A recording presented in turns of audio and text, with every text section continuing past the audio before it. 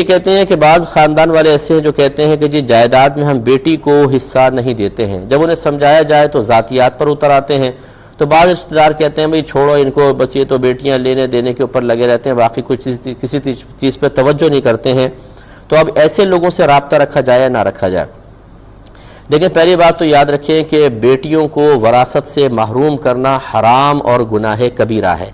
یہ کسی کے والد صاحب کو اجازت نہیں ہے کہ وہ یہ کہیں کہ جی میں حصہ نہیں دیتا ہوں۔ آپ کون ہوتے ہیں حصہ روکنے والے؟ اللہ تبارک و تعالیٰ نے بیٹیوں کا حصہ قرآن میں مقرر کیا ہے، للذکر مثل حظ الانثیین۔ اللہ تعالیٰ فرماتا ہے کہ لڑکے کے لیے 2 لڑکیوں کے برابر حصہ ہے، یعنی اگر 3 بچے ہیں، 1 لڑکا اور 2 لڑکی، تو 2 حصے کریں گے، 1 بیٹے کو ملے گا اور دوسرے حصے میں سے آدھا بیٹیوں کو دیا جائے گا، یا 3 حصے کر لیں، 1 بیٹے کا ہوگا اور 1 حصہ اگر 4 حصے کریں گے، 2 حصے لڑکے کے اور 1 حصہ بیٹی کا، یعنی لڑکیوں کو لڑکے کا نصف ملتا ہے۔ لیکن شریعت نے باقاعدہ مقرر کیا، یہ ذوی الفروض میں سے ہیں بیٹیاں، کہ ان کو تو حصہ دینا ہی ہوگا۔ اب جو کہتا ہے کہ ہم نہیں دیں گے، یہ آخرت کے لیے تیار رہے، اتنا شدید عذاب ہوگا کہ یہ اس کو برداشت نہیں کر سکتے ہیں، کیونکہ میرے آقا صلی اللہ علیہ وسلم نے ارشاد فرمایا جو کسی وارث کو اس کی وراثت سے محروم کرے تو اللہ تبارک و تعالیٰ اس کو جنت کی وراثت سے محروم کرے گا۔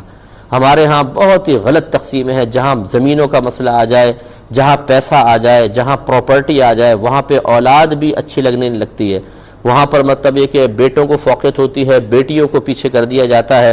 اور میں نے پہلے بھی مسئلہ بتایا کہ حالت زندگی میں آپ جو کچھ تقسیم کریں گے، اس میں صحیح مسئلہ یہ ہے، مفتبی مسئلہ یہ ہے، افضل قول یہ ہے کہ بیٹا بیٹی بالکل برابر ہوتے ہیں۔